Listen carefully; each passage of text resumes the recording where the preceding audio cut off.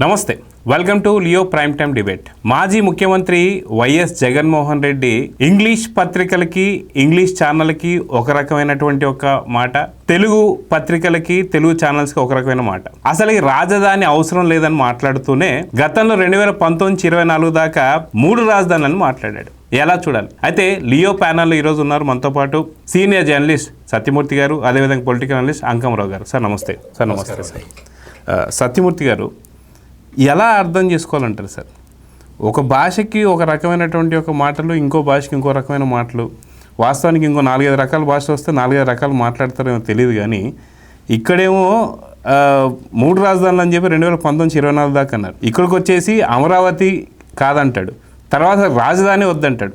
ఎలా చూడాలి సార్ అసలు జగన్మోహన్ రెడ్డి గారి మనస్తత్వాన్ని ఎలా పరీక్షించాలంటే ఏం చెప్తారు? ఆయన మనస్తత్వాన్ని విశ్లేషించటానికి నాకు అర్హత లేదు, అంకమరావు గారికి కూడా అర్హత ఉండదు. డాక్టర్ని కాదు, నేను కూడా డాక్టర్ని కాదు, మీరు కూడా డాక్టర్ కాదు. ఒక మానసిక నిపుణుడిని పిలిపించాలి.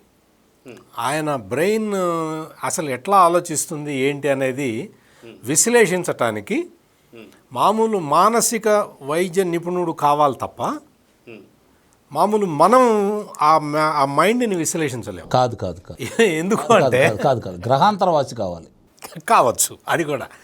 ఎందుకు అంటే మీకు అసలు ఏదైనా సరే రాష్ట్రానికి రాజధాని అవసరం లేదు అని చెప్పిన మహానుభావుడు ఈ జగన్మోహన్ రెడ్డి. ముఖ్యమంత్రి ఎక్కడ కూర్చుంటే అదే రాజధానిట. ముఖ్యమంత్రి వెళ్ళి అక్కడ ఋషికొండ మీద ఒక పెద్ద భవనం కట్టించి, గోల్డెన్ కమోడ్ కట్టించి, సముద్రం వైపు కూర్చునే ఆ సముద్రం కనపడేలాగా అక్కడ కూర్చుంటే అదే రాజధాని అని చెప్తున్నాడు. అంత అసహ్యంగా, అంత నీచంగా. అసలు రాజధాని ముఖ్యమంత్రి ఎక్కడ కూర్చుంటే అక్కడ రాజధాని అని చెప్తుంటే అక్కడ వెళ్ళి ఋషికొండ బాత్రూంలో కూర్చుంటే అదే రాజధాని అవుతుందా? ఏం మాట్లాడతాడో, ఏం చేస్తాడో అసలు ఎటువంటి లాజిక్లు లేకుండా, లాజిక్ సంగతి పక్కన పెట్టు, అసలు నువ్వు మాట్లాడేది ఏంటో నీకైనా అర్థమవుతున్నదా? రాజధాని అవసరం లేదు, అసలు రాజధాని లేదట, అసలు రాజ్యాంగంలో రాజధాని అనేది లేదంటాడు.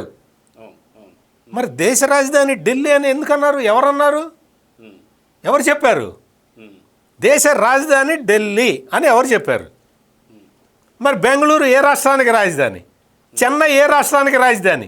హైదరాబాద్ ఏ రాష్ట్రానికి రాజధాని? అసలు ఆంధ్రప్రదేశ్ రాజధాని అక్కర్లేదంటాడు. ఏం మనిషో నాకు అసలు ఇప్పటికీ అర్థం కావట్లా. అది కూడా ఏంటి, అమరావతి రైతులకు అర్థం కాకూడదని ఇంగ్లీష్లో చెప్తాడు.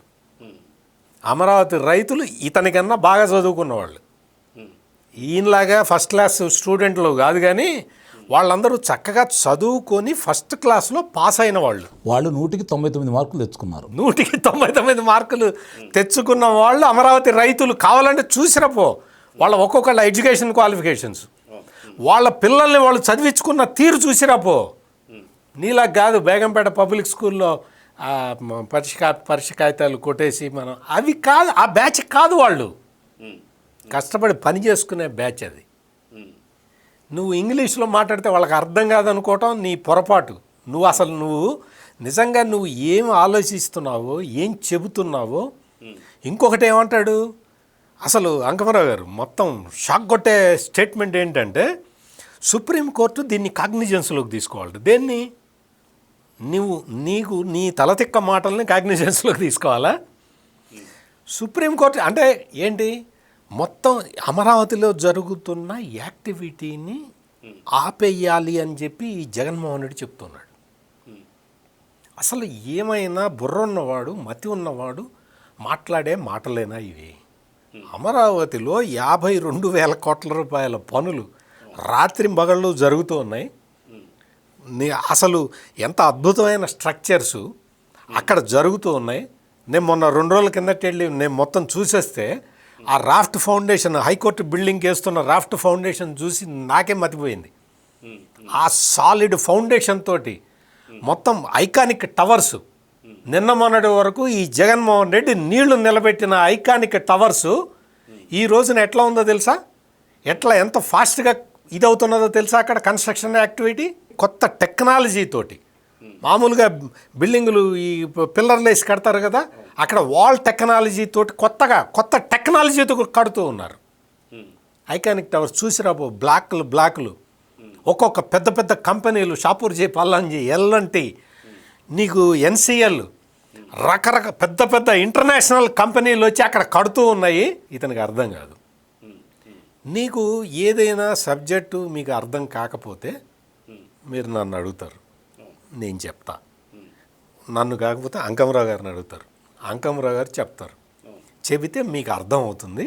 మీరు ఆ తర్వాత దాన్ని నాలెడ్జ్ని అప్డేట్ చేసుకుంటారు. ఈ జగన్మోహన్ రెడ్డి ఏంటో ఎన్నిసార్లు చెప్పినా నీకు మళ్ళీ అదే మాట్లాడతాడు. అంటే ఏంటి అంటే మానసికంగా ఒక జాడ్యం ఉంటే తప్ప అసలు ఇట్లా ఎవరన్నా చెప్పినప్పుడు వినాలి, అందులో కొత్త పాయింట్ ఉంటే అర్థం చేసుకోవాలి. అదేమి లేకుండా ఎవరు ఎంత చెప్పినా కానీ మొదటి పాయింటే మాట్లాడేవాడిని ఏమంటారు అంటే, ఒకటి నాలెడ్జ్ అప్డేట్ చేసుకోవటానికి ఇష్టం లేని వ్యక్తి, రెండోది బ్రెయిన్ అక్కడితో పెరగలేదేమో, అక్కడితో ఆగిపోయి ఆ పాయింట్ దగ్గరే ఆగిపోతుంది. ఇప్పుడు మీరు 3వ తరగతిలో ఉన్నట్టు ఇప్పుడు ఉన్నారా? ఎందుకు లేరు? కొత్త విషయాలు టీచర్లు చెప్తుంటే మీరు అర్థం చేసుకొని ఆకలింపు చేసుకొని పరీక్షలు రాసి మీరు పాస్ అయ్యి మీరు ఉద్యోగం చేసుకుంటున్నారు.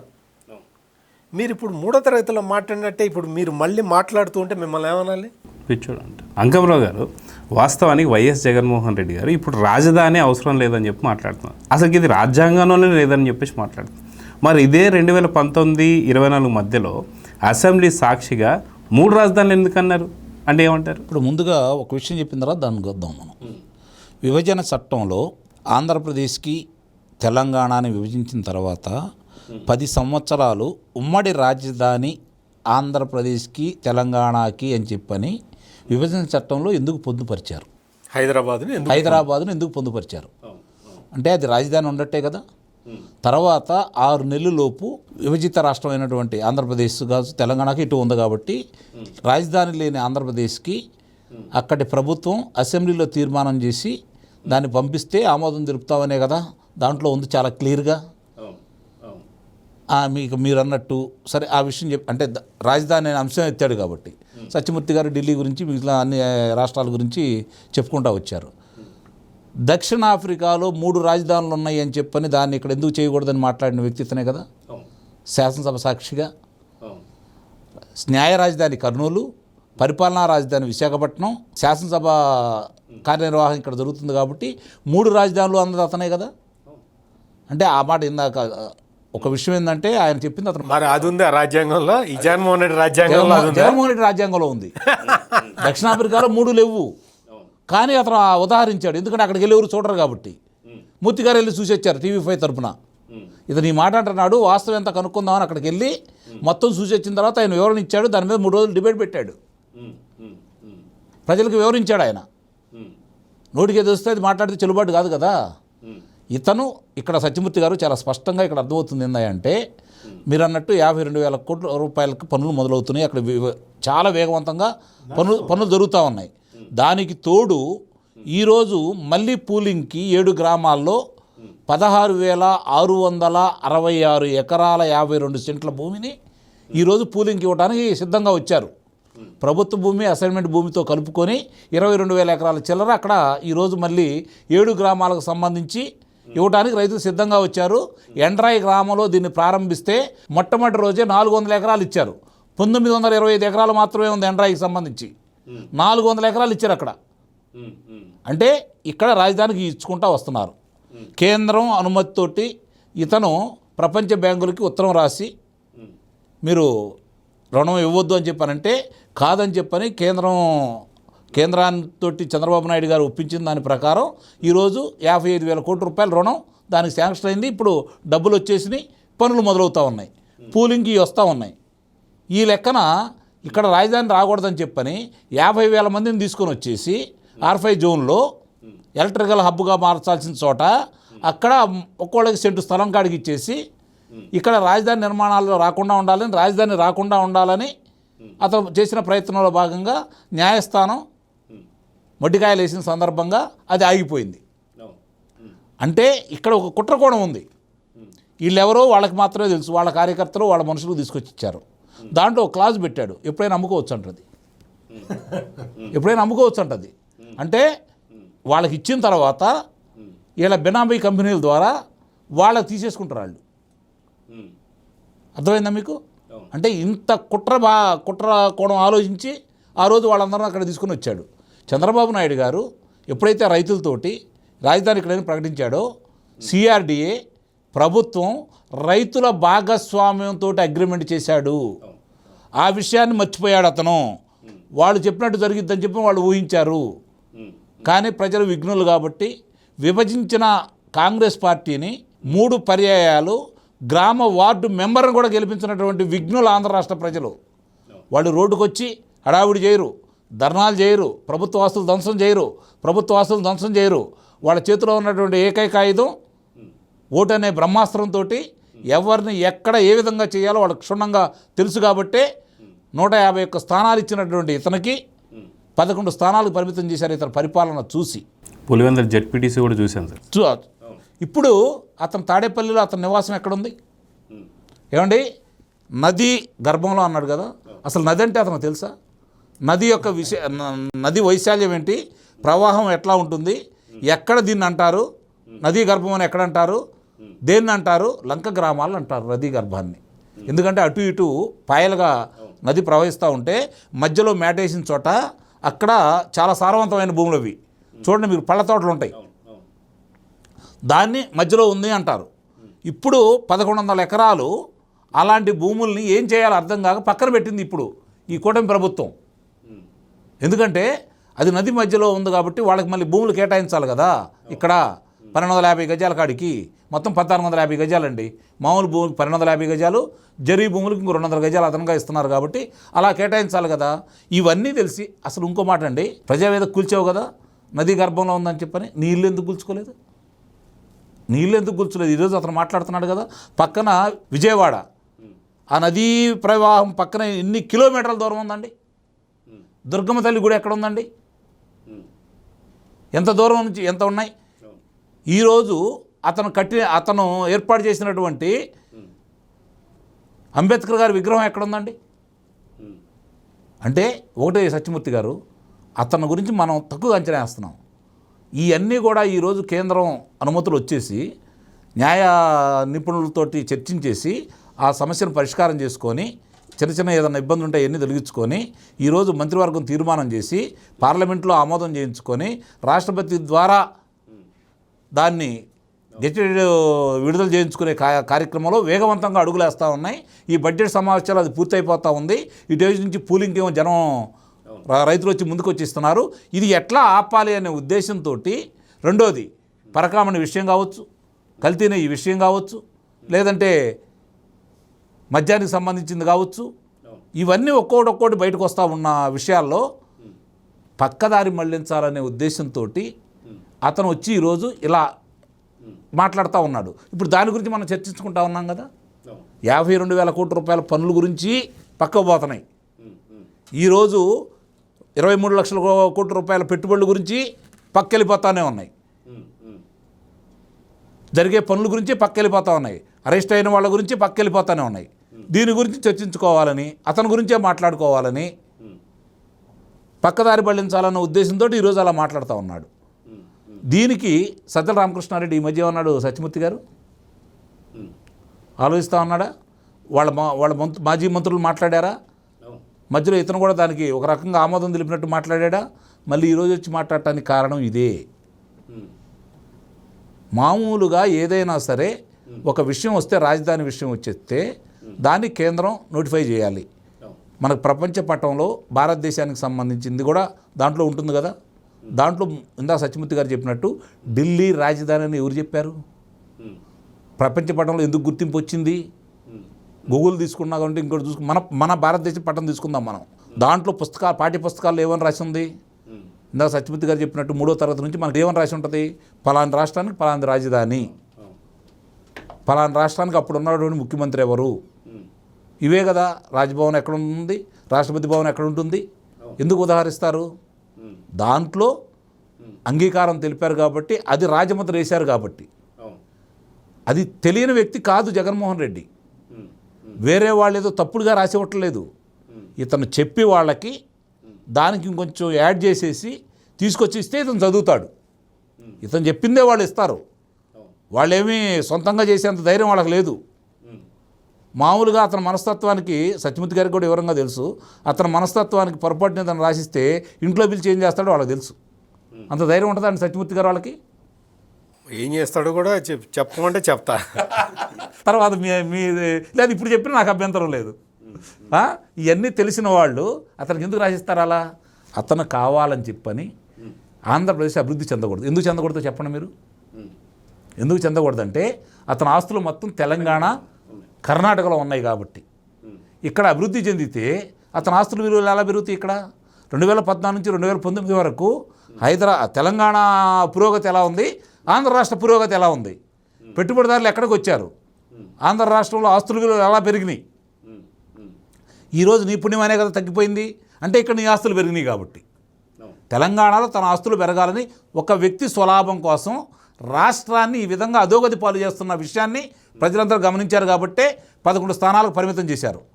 నా యొక్క వ్యక్తిగత అభిప్రాయం ఏందంటే జగన్మోహన్ రెడ్డి ఇంకా 3 సంవత్సరాల 5 నెలల కాల పరిమితిలో ఇంకా 3 రోజులు పోతే 7వ నెల కూడా పూర్తయిపోయింది.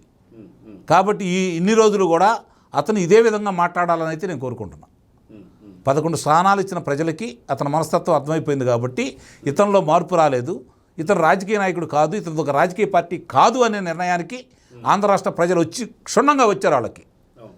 దానికి నా అభిప్రాయమైనా సత్యమూర్తి గారి అభిప్రాయమైనా దీని విధ్వంసానికి కారకులైన వాళ్ళని శిక్షలు పడాలి అనే కోరిక తప్ప అతను మాత్రం ఇలానే వచ్చి మాట్లాడాలని అయితే నేను మనస్ఫూర్తిగా కోరుకుంటున్నాను. ఎందుకంటే ఎక్కడో ఏమోలో కాస్త కుత్తు ఎక్కడన్నా ఎవరికైతే లేదు నాకు తెలిసి, ఏమోలో ఏదన్నా సదాభిప్రాయం కలిగే వాళ్ళకు కూడా చీపురు రొట్టెలు తీసుకొని ఎమ్మడబడే విధంగా ఇళ్ల ముందుకు వస్తే కళ్ళాపి చల్లే విధంగా ఆడవాళ్ళు ఈరోజు ఇతని గురించి మాట్లాడుకుంటూ ఉన్నారు. కాబట్టి ఇదే విధంగా కొనసాగాలని అమరావతి అజరామరమం చంద్రబాబు నాయుడు గారి మానసిక పుత్రిక హెరిటేజ్ నగరం ఏమండి హెరిటేజ్ నగరంగా గుర్తించారు. ఎందుకు? అక్కడ కాలుష్య రహిత నగరంగా తీర్చిదిద్దడానికి నిర్మాణాలు ఏ మేరకు చేపట్టాలి, గ్రీనరీ ఏ విధంగా పెంచాలి, అండర్ గ్రౌండ్లో అన్నీ ఏర్పాటు చేసుకొని రహదారుల మీద ఇబ్బంది లేకుండా, భవిష్యత్తులో ముంపు ఇబ్బంది లేకుండా. ఈరోజు మొన్న ఎన్ని లక్షల క్యూసెక్కుల వరద వచ్చింది. అమరావతి మునిగిందా? అమరావతి మునిగిందా? నీ యొక్క తాడేపల్లి ప్యాలెస్ మునిగిందా? నువ్వేమైనా హెలికాప్టర్లు వెళ్ళి వాళ్ళని బయటకు తీసుకొచ్చావా? వాళ్ళకి ఏమైనా పాల ప్యాకెట్లు పంచావా? 29 గ్రామ రైతులు ఏదైనా ప్రజలు వచ్చి నీ దగ్గరకు వచ్చి మొరబెట్టుకున్నారా? మేము ముంపులో ఉన్నాం, మమ్మల్ని బయటకు తీసుకెళ్ళమని. మరి ఏ నోటితో మాట్లాడుతున్నావు నువ్వు? దాన్ని ఏమనాలి మనం? అంతకంటే ఎక్కువ మాట్లాడకూడదు కాబట్టి ఆ పదాన్ని ఉపయోగించాను. అంటే ఇక్కడ స్పష్టంగా ఆంధ్ర రాష్ట్రం అభివృద్ధి చెందటం అతనికి ఇష్టం లేదు. ప్రజావేదిక కూల్చాడు, ప్రజావేదిక కట్టించిన చంద్రబాబు నాయుడు గారు, కియా పరిశ్రమ తీసుకొచ్చిన చంద్రబాబు నాయుడు గారు, కియా పరిశ్రమ విస్తరణ కార్యక్రమాలని పక్క రాష్ట్రానికి పాల్దోరింది జగన్మోహన్ రెడ్డి, అమరాజా బ్యాటరీ తీసుకొచ్చింది నందమూరి తారక రామారావు గారు. 10,000 కోట్ల రూపాయల పెట్టుబడితో ఈరోజు తెలంగాణలో ఏర్పాటు చేసుకోవడానికి కారణం తరివేసింది జగన్మోహన్ రెడ్డి. దాన్ని కూడా తరివేసాలని ప్రయత్నం చేశాడు, కుదరలేదు. జాకీ పరిశ్రమ తీసుకొచ్చింది చంద్రబాబు నాయుడు గారు, రాప్తాడు నియోజకవర్గంలో తరివేసింది జగన్మోహన్ రెడ్డి. మనకి విధ్వంసం మాత్రమే తెలుసు అతనికి. రాష్ట్రం అభివృద్ధి చెందకూడదు, పిల్లలు బాగుపడకూడదు, ఉద్యోగాలు రాకూడదు, ఆర్థికంగా స్థిరపడకూడదు. ఇది అతని ఆలోచన. దీన్ని ప్రజలు అర్థం చేసుకున్నారు.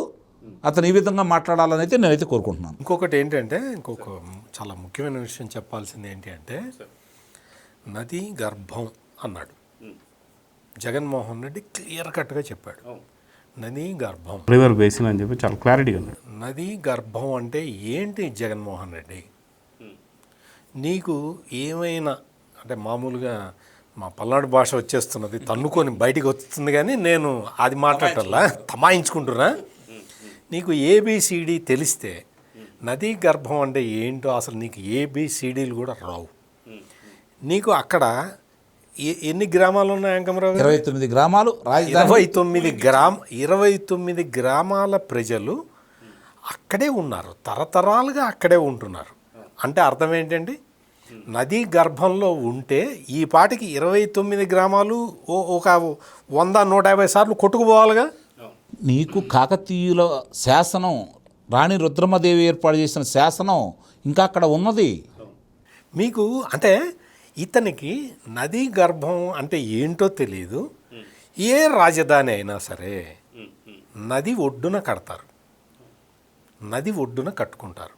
హైదరాబాదు మూసీ నది ఒడ్డున కట్టాడు. హైదరాబాదుని నది ఒడ్డునే కట్టారు. మూసీ నదికి వరదలు రాలేదా? వచ్చినాయి. హైదరాబాద్ మునిగిందా? మునగలేదే. మూసీ నదికి ఎన్నిసార్లు వరద వచ్చింది?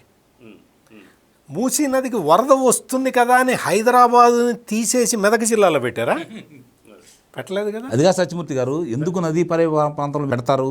రాజధాని అంటే జనాలు ఎక్కువగా వస్తారు, పరిశ్రమలు వస్తాయి, ఇక్కడ జనావాసం ఎక్కువగా ఉంటుంది కాబట్టి నీటి ఎద్దడి లేకుండా. సార్ మన ఇండియన్ సివిలైజేషన్ కూడా అదే కదా సార్. ఎవరు బుర్ర, నేను అదే చెబుతాను, ఇందాక నుంచి చెబుతాను. 3వ తరగతిలో సోషల్ ఇందులో లెసన్లో ఉంటాయి ఇవన్నీ.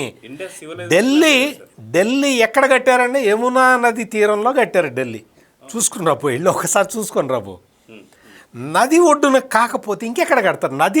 నది లోపల డ్యాములు కడతారు, నది ఒడ్డున రాజధానులు కడతారు.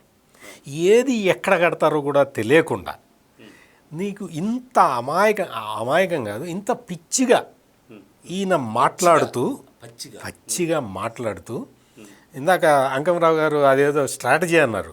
ఇటువంటి దిక్కుమాలిన స్ట్రాటజీలు వేస్తే మీకు మొత్తం దేశం మొత్తం ప్రజలందరూ కూడా ఈ రోజున నవ్వుతున్నారు, నోటితో కూడా కాదు. ఇతను మాట్లాడిన మాటల్ని మామూలు నోటితో కూడా నవ్వట్ల. అంటే ఆ టైపులో ఉన్నది ఈయన మాట్లాడిన మాటలు. కృష్ణా నది గర్భంలో కాదు అమరావతి నగరం నిర్మిస్తున్నది, కృష్ణా నది ఒడ్డున. అంకమరావు గారు చెప్పినట్టు మొన్న ఎంత ఫ్లడ్ వచ్చింది కృష్ణానదికి. ప్రతి 5 సంవత్సరాలకు ఒకసారి కృష్ణానదికి ఫ్లడ్ వస్తూ ఉంటుంది. ఇది ఒక లెక్క. ఆ లెక్కలు ఈయనకి తెలియవు. కానీ మీకు అంత ఫ్లడ్ వచ్చినా కానీ అమరావతికి ఏం కాల. అమరావతి మునిగిపోయిందని బంగ్లాదేశ్ ఫోటోలు తీసుకొచ్చి వేస్తే అక్కడ అమరావతిలో రైతులందరూ మామూలుగానే తిరుగుతున్నారు. మామూలు అక్కడ యూనివర్సిటీల్లో చదివే పిల్లలు మామూలుగా వాళ్ళ స్కూళ్ళకే, రాష్ట్రం మొత్తం స్కూళ్ళకి సెలవులు ఇచ్చారు కానీ అమరావతిలో ఇవ్వాలి. ఒక్కసారి చూసిరా పో జగన్మోహన్ రెడ్డి అని తెలుసు. ఇవన్నీ వైసీపీ నేతలు కూడా చాలా మంది అక్కడే ఉన్నారు కదా. ఉన్నారు కానీ వాళ్ళందరికీ కళ్ళకి గంతలు కట్టుకొని తిరుగుతూ ఉంటారు. వాళ్ళకి ఏంటంటే జగన్ చెప్తాడు, అరే నీళ్ళు వచ్చినట్టు చెప్పాలరా అంటే కళ్ళకి గంతలు కట్టుకొని నీళ్ళు వచ్చినాయి అని చెప్తుంటారు. ఆ నీళ్లు ఎక్కడి నుంచి వచ్చినాయంటే ఆడు బాత్రూంలో కూర్చొని పంపు తిప్పుకుంటాడు, నీళ్లు తగులుతుంటాయి కదా, నీళ్ళు వచ్చినాయి అని చెప్తారు. ఇటువంటి మనుషులందరూ వీళ్ళందరూ వచ్చి కూర్చొని ఈ వైసీపీ అని ఒక రాజకీయ పార్టీ పెట్టుకొని ఈ రాజకీయ పార్టీ ద్వారా మాఫియా సామ్రాజ్యాన్ని నెలకొల్పాలి అనుకుంటే ప్రజలు తరిమి కొడితే ఇప్పుడు ఇంత దారుణమైన పరిస్థితుల్లోకి వచ్చిన జగన్మోహన్ రెడ్డి ఇంకా బుద్ధి జ్ఞానం లేకుండా Amaravati no there is no capital, అసలు పదమే లేదు అని రాజ్యాంగంలో లేదు అని చెప్తుంటే సోకాల్డ్ క్యాపిటల్ అంటాడు. నిజంగా ఒక రకంగా చూస్తే అతని పరిజ్ఞానం, అతని తెలివితేటలు అతను చూస్తే మామూలు కాదు. పల్నాడు భాషలో బూతులు తిట్టాలని ఉంది.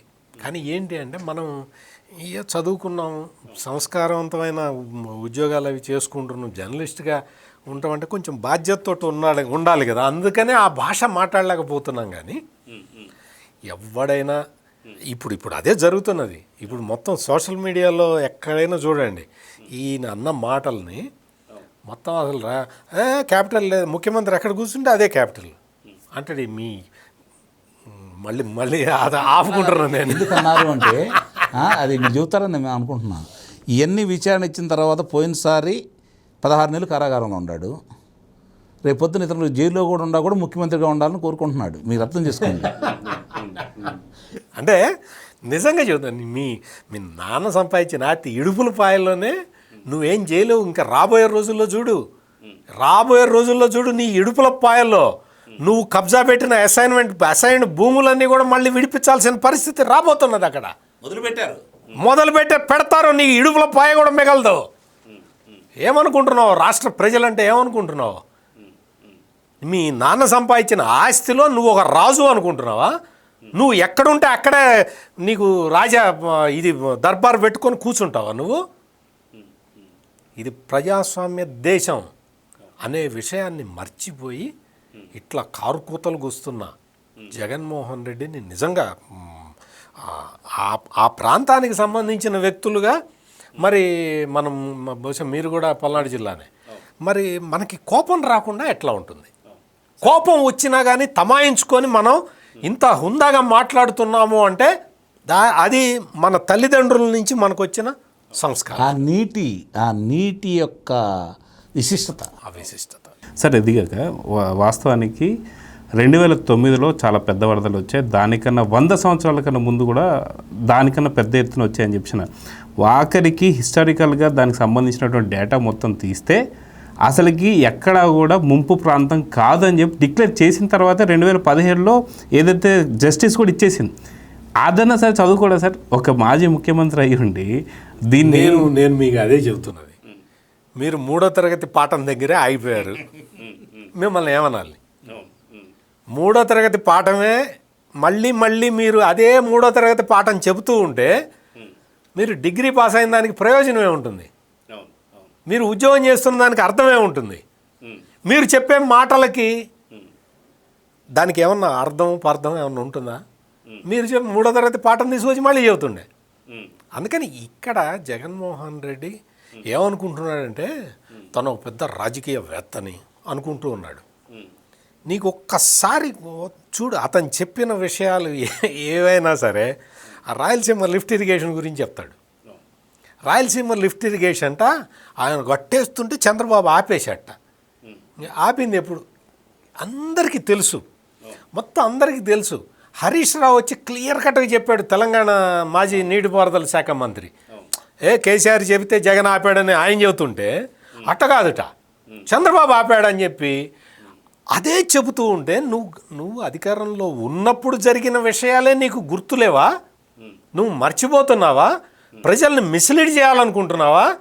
అంటే నీకు అధికారంలో ఉన్నప్పుడు కూడా నీకు సోయలేదా? అధికారంలో నువ్వు ఏం చేసావో కూడా నువ్వు మర్చిపోయావు అంటే better to consult a doctor. Ankamarao గారు అమరావతి మహిళల్ని కూడా వేశ్యలు అని చెప్పేసి అన్నటువంటి ఒక డిబేట్లు పెట్టినటువంటి ఛానల్ వాళ్ళది. అదే కాకుండా ఇప్పటికీ పులసలు కూడా పెంచవచ్చు అని చెప్పి కేతిరెడ్డితో అనిపించాడు. అంబటి రాంబాబు పడవల్లో వెళ్తున్నాం అని చెప్పి అన్నాడు. ఎందుకు సార్ ఇంత అక్కసి అంటే ఏం చెప్తారు సార్? అదే ఇందాక చెప్పాను కదా, రాష్ట్రం అభివృద్ధి చెందకూడదు, ఇక్కడ ప్రజలు స్వతంత్రంగా బతకూడదు, ఇక్కడ దేశ విదేశాల్లో ఉన్నటువంటి మన పిల్లలు వచ్చి ఇక్కడే వాళ్ళ తల్లిదండ్రుల దగ్గర కనుక ఉద్యోగాలు చేసుకుంటూ వాళ్ళ కళ్ళ ముందు ఉంటే వీళ్ళు చేసే అకృత్యాలు వాళ్ళకి తెలుసు కాబట్టి, ఎందుకు వీళ్ళు విదేశాల్లోనూ పక్క రాష్ట్రాల్లో వెళ్తున్నారు కాబట్టి, చంద్రబాబు నాయుడు గారు తీసుకొచ్చిన అభివృద్ధిని ఏ విధంగా నాశనం చేశారో చూశారు కాబట్టి, వాళ్ళందరూ ఇక్కడ ఉండి తల్లిదండ్రులకి విషయాలు పంచుకొని ఇదే విధంగా ఇక్కడ ఉంటే 20 లక్షల మంది ఇప్పుడు 2029కి 20 లక్షల మంది అనుకున్నారు ఎన్ సత్యమూర్తి గారు మొట్టమొదట. కానీ మొన్న ఏమన్నాడు చంద్రబాబు నాయుడు గారు, 23 లక్షల పెట్టుబడులు వస్తే 16,34,000 మందికి ఉద్యోగ కల్పన జరిగితే ఇప్పుడు ఆయన టార్గెట్ 50 లక్షలు పెట్టుకున్నాడు. రేపు దావోస్కి వెళ్ళబోతున్నారు తండ్రి కొడుకులు, మళ్ళీ ఎన్ని తీసుకొస్తారో. ఈ విధంగా వాళ్ళు పెంచుకుంటూ వెళ్తున్నారు కాబట్టి వీళ్ళందరూ వచ్చి దేశ విదేశాల అందరూ వచ్చేసిన తర్వాత రేపు పొద్దున ఇది హెరిటేజ్ నగరంగా పూర్తి అయిపోయి అక్కడ చూసిన తర్వాత నిజంగా చెబుతున్నాను, మన దగ్గర డబ్బులు ఉంటే ఎందుకు అక్కడ 200 గజాలు కొనుక్కోలేకపోయాము అని చెప్పని, మనకి డబ్బున్న వాళ్ళందరికీ మనకు అక్కడ ఎందుకు ఇల్లు లేదని చెప్పని భావించే స్థితికి రేపు అమరావతి రూపురేఖలు దిద్దుకోబోతుంది. ఈ రోజున చంద్రబాబు నాయుడు, లోకేష్ ఇంత కష్టపడి ఇన్ని కంపెనీలను ఎందుకు తీసుకొస్తున్నారు అంటే జగన్మోహన్ రెడ్డి తరిమి కొట్టడానికి అసలు అతని శక్తి సరిపోనంత విధంగా చేస్తున్నారు. జగన్మోహన్ రెడ్డి ఎంత ప్రచారం చేసినా నీకు చంద్రబాబు నాయుడు తరిమి కొట్టిన పరిశ్రమల పేర్లు చెప్పరా బాబు అంటే భారతీయ సిమెంట్ అని చెబుతాడు. భారత్ సిమెంట్, దాల్మియా సిమెంట్, భారతీయ రాంకో సిమెంట్, దాల్మియా సిమెంట్ అని చెబుతాడు. రాంకో సిమెంట్ ఎవరి అయ్యి ఏమన్నా అసలు అవి ఎందుకు చెప్పాడు? వాళ్ళు అక్రమంగా కేటాయించుకున్నందుకు ఈరోజు నోటీసులు పంపించేసి మీరు ఎందుకు ఇలా చేశారు, దీనికి వివరణ అని చెప్తుంటే వివరణ ఇవ్వకుండా న్యాయస్థానానికి వెళ్ళి నిరూపించుకోకుండా తరిమేశారు అంటే అసలు జగన్మోహన్ రెడ్డికి ఏమైనా జ్ఞానం ఉంది అంటే నువ్వు భారతీయ సిమెంట్ని తరివేశారని, నువ్వు దాల్మియా సిమెంట్ని తరివేశారని, నువ్వు ఇటువంటి సిమెంట్ కంపెనీలను తరివేశారని చెప్పుకుంటున్నావంటే నీ దగ్గర సబ్జెక్ట్ లేదు, నీకు నాలెడ్జ్ లేదు, నీకు ఏ సబ్జెక్ట్ మీద అవగాహన లేదు, నీకు ఏం చెప్పాలో తెలీదు. సార్ నిజంగా లేవా సార్ భారతీయ సిమెంట్ ఇవన్నీ లేవా? నాకు ఉన్నాయి కదా, పనులు జరుగుతున్నాయి కదా, అదే చెప్పేది. ఎలా అంటే వాళ్ళు గనులు ఏ విధంగా కేటాయించుకున్నారు అక్రమంగా, సుప్రీంకోర్టు నిబంధనలకు విరుద్ధంగా ఏ విధంగా కేటాయించుకున్నారనే దాని మీద ఈరోజు వివరణ కోరుతూ వాళ్ళకి ఎందుకు మీ గనులు రద్దు చేయకూడదు అని చెప్పి నోటీసులు పంపించింది. కానీ లేవని ఎలా అంటే చెబుతాడు. అంటే అతను ఏంటంటే నేనేం చెప్పినా జనం నమ్ముతారు, నేనేం చెప్పినా జనం వింటారు అని భ్రమలో ఉన్నాడు. భ్రమలు కల్పించడానికి ప్రయత్నం చేస్తున్నారు. ఇందాక చెప్పారు కనీసం భారతీయ సిమెంట్ పేరన్నా చెప్పకుండా ఉండాల్సింది. కొద్దిగా ఎవడన్నా నమ్మేవాడు. నీ కంపెనీని నీవు తరిమి కొట్టాడు చంద్రబాబు నాయుడు అంటే ప్రజలందరూ సంతోషపడతారు. ఇంకా చంద్రబాబు నాయుడు ఆ పని చెయ్యలేదు అని చెప్పి మేమందరం అడుగుతున్నాం. ఇప్పుడు ఇందాక సత్యమూర్తి గారు ఒక మాట అన్నాడు, వాళ్ళు ఆయన చెప్తే వీళ్ళందరూ చెబుతున్నారు అని చెప్పని. ఎందుకు చెబుతున్నారు అనుకుంటున్నారు? 5 సంవత్సరాల దోపిడీలో వీళ్ళందరూ భాగస్వాములు. అతను వీళ్ళ చేత దోపిడీ చేయించి ఇరికిచ్చాడు.